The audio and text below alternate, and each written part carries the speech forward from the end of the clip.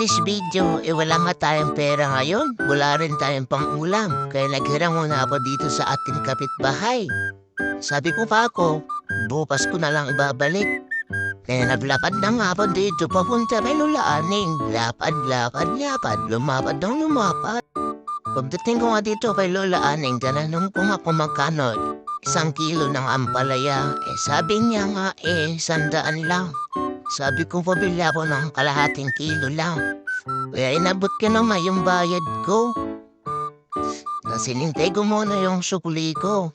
Bibili pa kasi ako ng mantika at saka pamatis. Tsaka mandik sarap. Kaya inabot na sa akin yung sukli. Tapos naglapad na nga ako pupunta pa Auntie Bibin. Yan din kasi ako bibili ng mantika kasi mura doon. Kaya dito na nga ako Auntie Bibin, bibili pala ako ng mantika. Kaso sinalubong ako ni Toto Skyler ng ngiti. Sabi ko pabili ako ng mantika, sabi niya bayad ka muna daw bago kita bigyan ng mantika. Dito na nga ako dito sa aming bahay, napauwi na nga ako. Yung dating ko nga hiniwa ko lang yan sa gitna. Bali 4 na hiwa, tsaka pinuha ko naman yung mga buto-buto. Katapos na ginahit ko na yan ng maninipis, ginamitan ko na ng 100% na bilis. Kaya naghiwa na nga ako dito ng bawang sibuyas, hindi ko nabidyohan paghiwa ko ng bawang at saka sibuyas, kaya ito na lang ang pamatis yung nabidyohan. Kaya inugasan ko muna itong ampalaya. Tapos naglagay na nga tayo ng isang dapot na asin. Tapos ibabad lang natin yan ng 15 minutes to 20 minutes para mawala yung pait. Bali nga 2 itlog lang ilalagay ko dun sa ampalaya para mabalance na. Okay na yan. Tapos mekos muna natin yan. Mekos mo na yan insan. Mekos mo na yan. Tornado.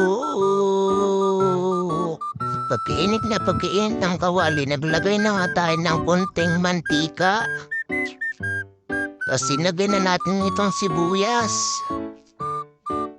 Tapos sinagay na natin itong bawang, pangontra sa aswang. Haluin lang natin yan hanggang mag-golden brown. Tapos sinirad na nga natin itong kamatis, pangpapinis ng kutis. Tapos sinirad na natin itong mampalaya, takpan lang natin yan after 2 minutes. Tapos, after 2 minutes, naglagay na tayo ng asin, paminta,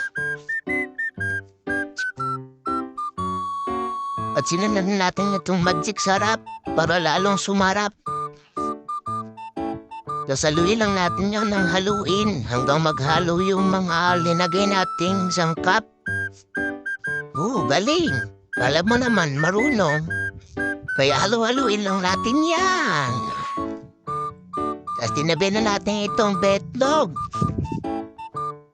Pagkatapos halabihin mo ng betlog, tapat muna natin yan. After 1 minute, buksan natin. Haluin natin ulit. Yan, okay na yan. Ikos mo na yan. Tumapol lang yan. Wala pa talagang kakainin.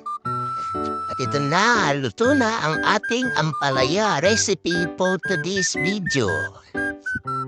Ciao!